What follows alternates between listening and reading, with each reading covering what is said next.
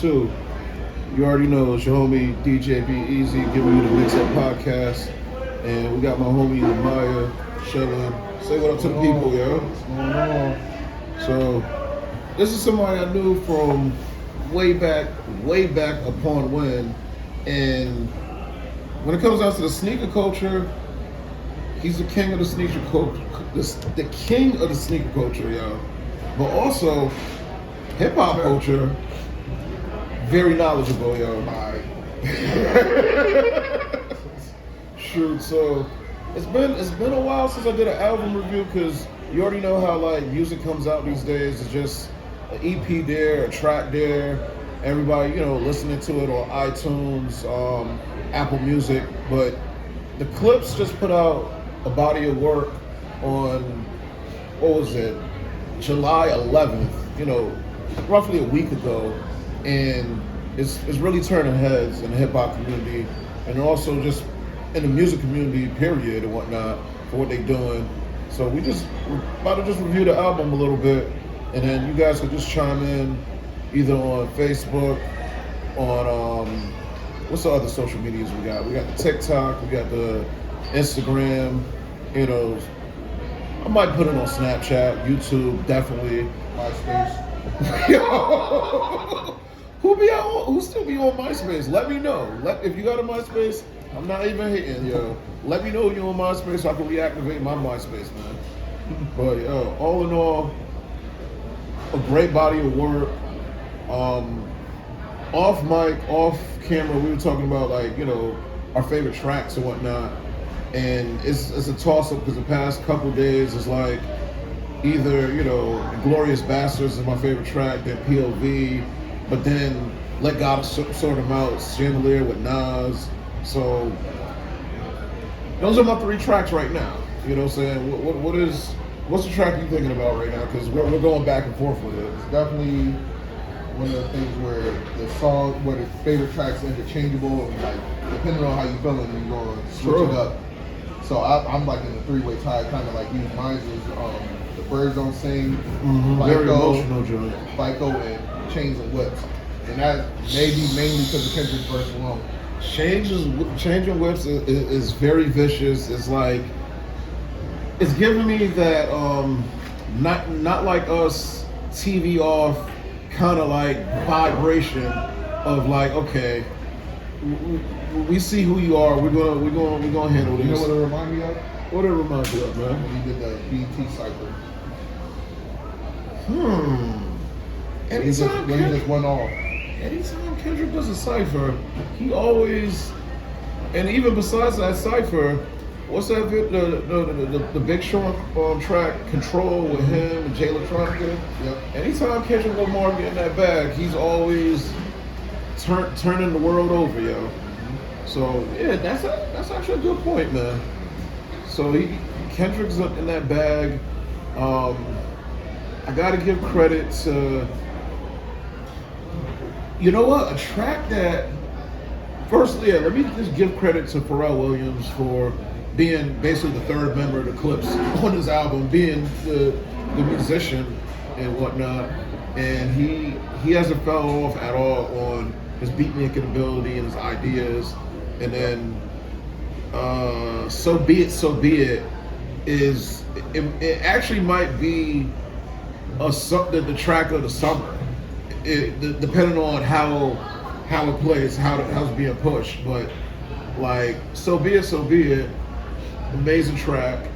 Can't believe Kendrick and Jay-Z was actually thought about to be on that and whatnot, but without Kendrick and Jay-Z, that track is still a monster.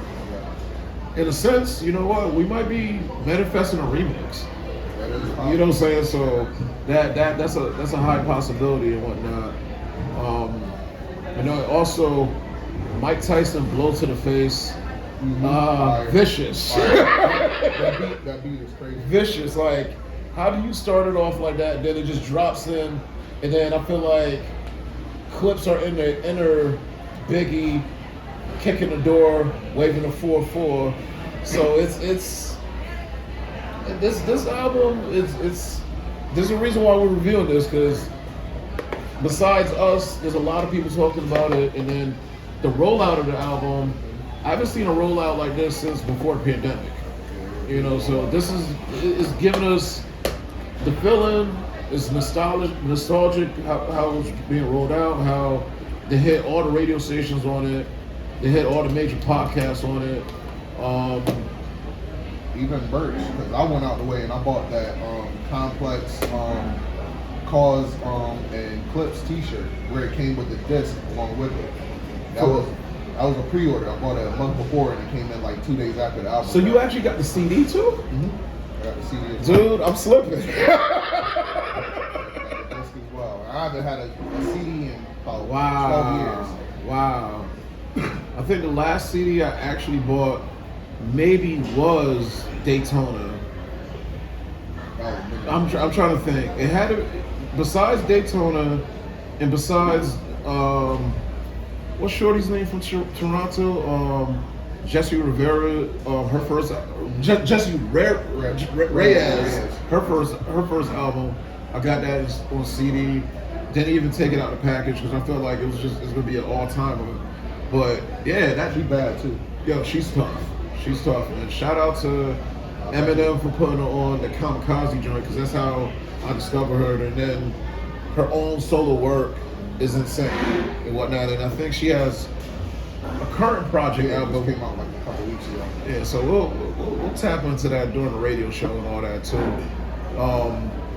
How many mics? If we were the Source magazine, how many mics we giving this album, yo? I give it 4. A solid 4? Yeah, because it's I think it's tied with Lord Willing. It still doesn't top my favorite Clipse album, which is Hell Have No Fury. That's still my favorite at all. Hell Have No Fury, like it's a dope body of work. I gotta re-listen to it because I listened to it during college and it had bangers on it. That one had a lot of dark beats too, kind of like how this one is. Like it had the Keys Open Doors. It had a lot. That track, classic. And then also Mr. Me Too. Everybody knows about that joint. It had like a good mixture. I don't know. I'm still Lord Willing is for me, man. Well, it's the original. It's original. That's like arguing Bad Boys 1 or Bad Boys 2. It's like one of those. Like, True. Can I make a small critique though on this album? Let's go. The only small critique that I could name off the top of my head, I absolutely hate the intro to one particular song. What song is this, man? Yellow Diamonds Look Like PP. That is a god-awful metaphor. That is stuck in 1999. That sounds like a Cassidy line. That was Push. No, I had a feeling that was Push because Malice would not say something like that. That was, dude. Hold on, what track was that on? That is on their first track. That's the Ace Trumpets. You know what's crazy? I had Ace Trumpets as a single for a grip before the album came out, and it's like, okay, it sounds good that Malice is back, but I didn't think the album was gonna be this level. I thought it was gonna be okay. I thought it was gonna be good. I didn't think I'll be doing a review on the album. So that's, you know what? When somebody said 11 out of 13, at first I thought about what they meant. It's not a terrible song. Yeah. It just, I tell you what, when I first downloaded it, I listened to it. After that first verse, I stopped it. I was like, we'll try this again tomorrow. I was like, if this is how it's gonna sound, I gotta get past that first. Yeah. That's the first bar too. And you know what? I listened to that track mad times. I think it just was like, okay, it just slipped my mind. But you broke it down, and I'm like, he really did say that. It's a terrible way to start a song. If it's gonna grasp attention, they did the complete opposite. Wow. This, you know what? He's a strong enough MC that he can rhyme anything with Yellow Diamonds. It was lazy. But I give it a pass because I mess with Push. But also, remember what we were talking about before, where I was like, I might be coming around to accepting that Malice might be a better rapper. You did actually, you brought that up. Especially on this album. I feel like he outshined Push on a lot of tracks. Is it because of we haven't heard him in a while, and then it's like his voice is fresh, and also with him finding religion, he could have fell off because there's some Christian rappers that is not knocking, but He was talking about drug talk because on Fight Though, yeah, he was yeah, talking it. yeah. And I think it's just a lot more substance that he has. Mm-hmm. Like how you just kind of said, Push could say pretty much anything, and just, like it just sounds great because he might arguably be the best drug rapper ever. Arguably. Time out. We're talking about we're talking about Jeezy, Rick Ross. We're talking about who else? Early Memphis Bleak. But the thing is, he's been doing it for 20 years. Yes. And nobody's ever said, I do not want to hear Push rap about drugs. Mm-hmm. People complain about Jeezy rapping too much about, that subject, the snows. Yeah, everybody. Even Jay-Z, they're like, you don't live that life no more. Why you rap about it? But they never say it about Push. That's a good question. Why do they embrace it? So, you say you give it 4 mics. I'm between 4 and 4.5. I feel like here's a take. If Ace Trumpets wasn't on there, that's 5 mics to me. That's one way to look at it. It's arguable. Yeah, so if you don't have Ace Trumpets on there, what would you consider the weakest song on the album? Without Ace Trumpets, the weakest one.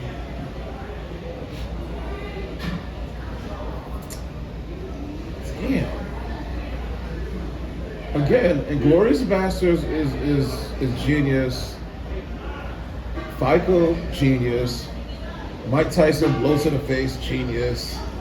Probably the track that Pharrell is leading on with vocals.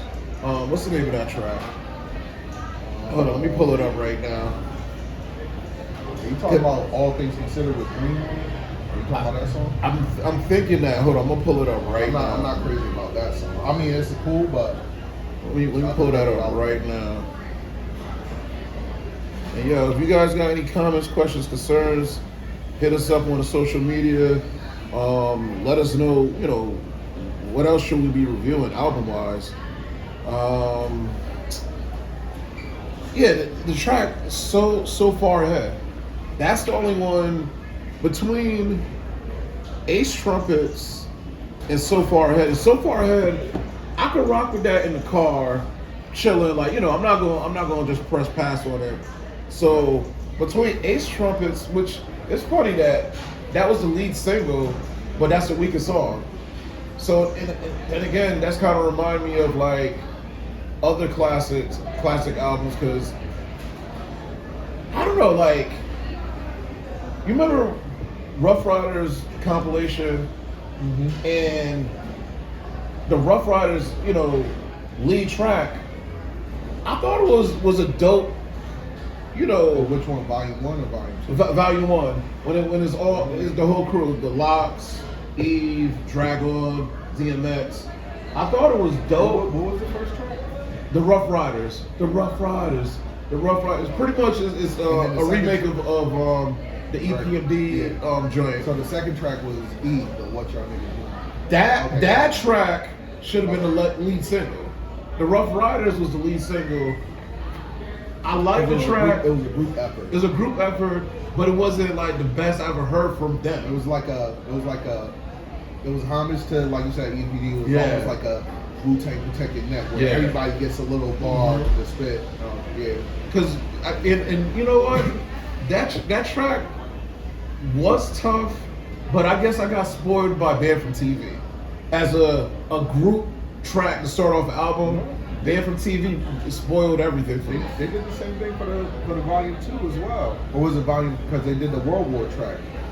You know what? They did the Okay, same thing. so believe it or not, I feel like World War III as a group track was still better than the rock, like, because I heard the best from them, so it felt like it was like, okay, like, of course Sheik Lou's Jadakiss brought it, Styles P brought it, Dragon, I felt like he could have went, like, looking back at it, he could have went harder. Yeah. You know what I'm saying? DMX was just doing what DMX was supposed to do as a closer. The crazy part is What's up? on that compilation, the solo tracks were the best ones. Mm-hmm. The Jigga My Nigga, Mm-hmm. the Jada one, Kiss of Death, DMX. yeah, the Eve, like you said, the which I really want. The toughest, did like, they have one with Styles too? yeah, Dope Money with No, him and it was- Jadakiss, yeah, Dope Money, and then No, it was a solo with just Styles. on the first compilation. Let's check it out. I'll Yeah. tell you right now. Let's see. But my favorite, but talk about Rough Riders. My favorite track on that first compilation was Chic and Big Pun. Like that flow, the back and forth was on point with that. Yeah. Well, I shouldn't say back and forth, but the way they set it up was on point. The bars. Yes, you're right. You may be correct. That might be the second. Oh, the second one. Holiday. Yeah, that was second. Yeah. That was second. Yeah. Because that was a lead up to Gentleman and the Gangster for the solo project. Yeah. Yep. Yeah, Holiday. Actually, what a low. That might be the best Part one. Of that part album. 2 might have been better than part 1. Besides, but then again, with part 1, you had the Jadakiss solo track, you had Jay-Z solo track, you had a DMX solo track, you had an Eve solo track. So, And the takeaway from 2, they forced that country nigga on us, that young one. it wasn't it wasn't natural. Yeah, they Because forced it. when Dragon and Juvenile did on Down Bottom, that was a banger. That was dope. So yeah. And we see what the Clipse album was doing. We got us thinking about other classic group albums, group efforts, and that's what hip hop is all about. It's supposed to get you thinking again, supposed to give you that feeling and whatnot. So after hearing this album, would you be willing to hear a Malice solo album? Because he's never had a solo album. I think he had a solo I album think it was on the low. Wasn't that an EP? The Was it EP? Okay. Because that was when he was going by No Malice, right? Yeah. Yeah. I wanna say- Honestly, I would be interested in hearing a Malice album on just like, the journey of finding himself. And that journey is more than just the spirituality. Like he needed a break, and during some of these interviews he made a good point. He understands why Mace had to take a break from all of that. And then you seeing what's going on with different artists going through their legal issues and addictions and whatnot. So he made sense in those interviews. Like he had to get away from it, and even in one of the tracks, he had to he talked about getting away free and then coming back to it. And that's actually, besides making him a way better person for him and his family, but as an artist, as a rapper, as an MC, his sword is sharper. You know what I'm saying? Because now you added on that wisdom with the street knowledge, with all of that. So He said in one of his verses, "Let your mess become your message." But I do think you're Frank, he does have albums. turning. You got me thinking, like, is he better than Push on this album? I'm still thinking, man. Oh man. Yeah, if there's one track. Side note: This isn't Push Slam because it's still my favorite album too. But I'm just accepting stuff. And hot take: his verse was better than Jay-Z's on Drug Dealers Anonymous, even though a lot of people will argue that. But it That's another conversation for another day. Yo. I wasn't even thinking that, man. I was thinking Push did his thing. Hove had to do his thing. He had to meet Push up there. Wow. You know what? The thing that helped Jay-Z out on Drug Dealers Anonymous was the beat breakdowns. Yeah. When he was saying stuff. His second half was way better than his first half. But I feel like Push the whole Valentino Summers and Rage Runners, chains on my niggas like slave runners. So you can tell Push thought about it, wrote it down.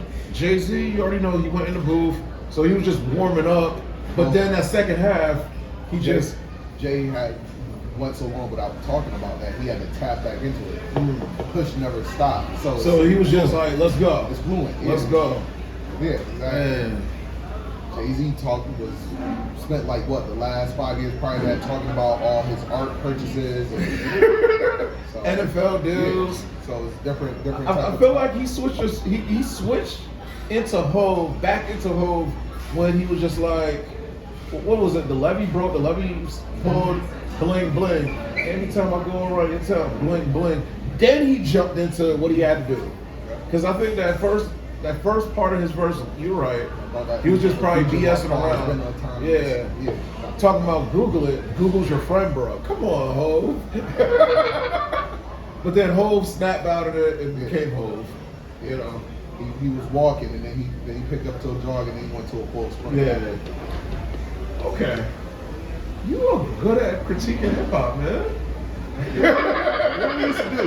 When we was growing up, we and I were listening to all CDs, listening to all the tracks. So it's because I remember when the first Noriega solo came out, then we had a Cannabis solo, then we had a DMX solo, then we had Big Pun solo, then we had Cameron solo. I remember when we had all those CDs. Technically, we still got all those CDs because I think I got a black binder with all these CDs. I still got a Timberland box full of cassettes. The singles too. The paper singles. Yo, okay. Now I know who it belongs to. You remember? Okay, I still got your CD, bro. I'm sure you do. Yo, it's 50 Cent Power Dollar EP. I still got that in the man cave. You can have it. Yo, when I have visitors come through, I'm like, yo, this is what started before Get Rich or Die Trying. Yeah, and whatnot. And they were just like, hold on, 50 Cent did a song with Destiny's Child. I'm like, yeah, he was signed to Columbia before he got shot. When he got shot, they got scared, and then Dr. Dre, Eminem picked up the pieces, man. What was it called? Something about a thug. A thug that I want. Yeah. A thug that I need. And Beyonce singing the hook. They said it's Destiny Child, but really that was all Beyonce. Just like the same song with Cameron. Yo, I do remember that. Second album, Sports, Drugs, and Entertainment. Yo, I do remember that. And then when you mentioned that in the diss track. I was just about to say that. The girl singing about singing crack. Yo,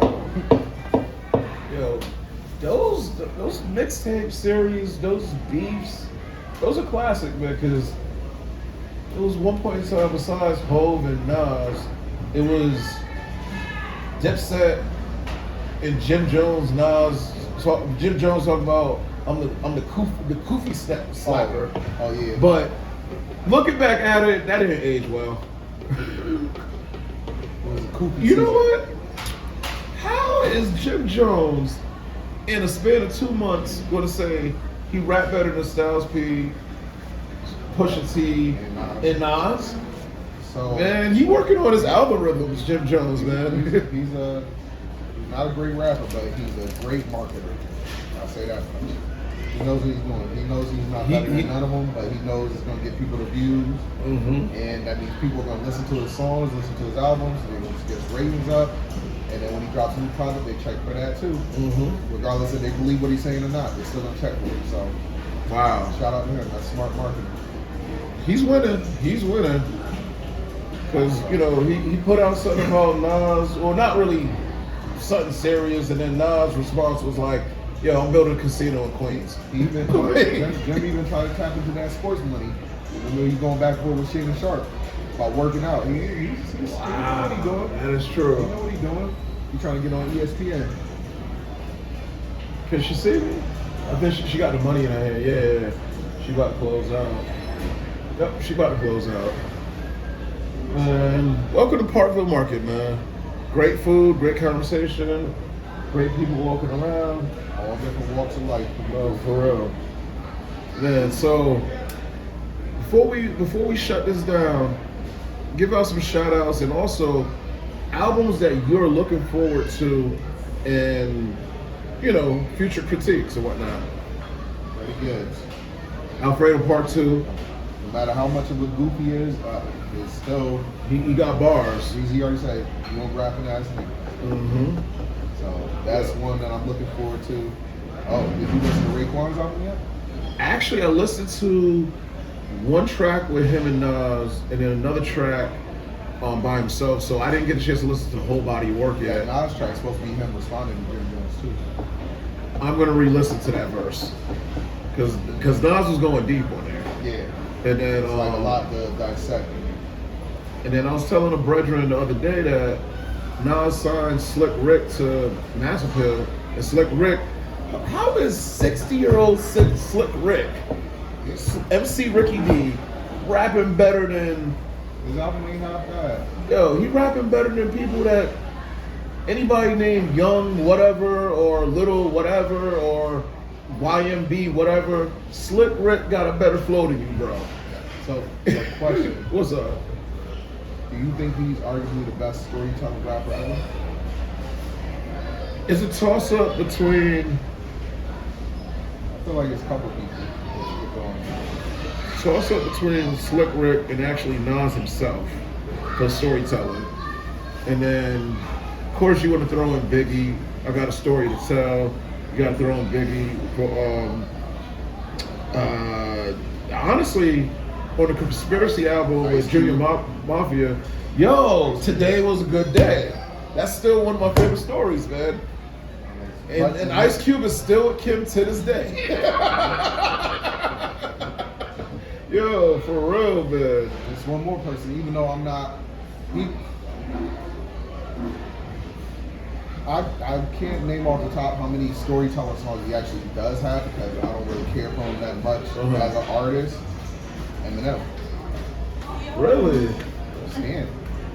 Yo, that was actually, if we're going to keep it real, if we're going to keep it really, really, really real, for storytelling on a hip-hop track, that's easily top 5.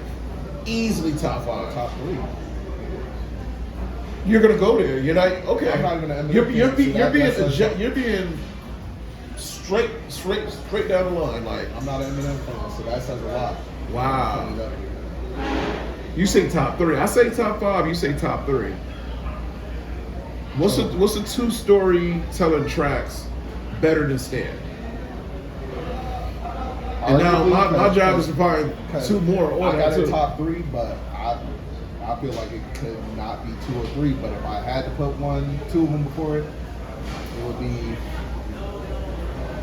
Rewind. Rewind by Nas, okay. Even though I kind of feel like I gave you power, I gave you power a little bit more than Rewind, but I understand why Rewind is so far up there because he rapped the whole song backwards. Yeah. Or Slick Rick, Children's Story. And he had a bunch of other tracks too. I think between Children's Story, Mona Lisa, right there, Rewind. Biggie, Story to Tell. I think I like his is cool, but I think it gets more pushed up there because it's based on a true story. After we found out years later that it was Anthony Mason who was talking about it. Are you serious, bro? What?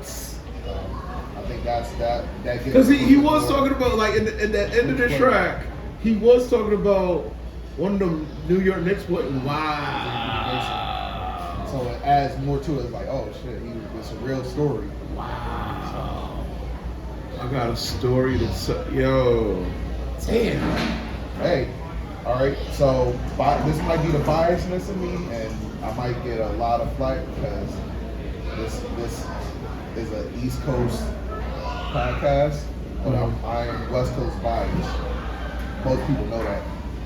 Tupac's up there too. Brandy's got a baby. Okay, that's easily top 10, top 5.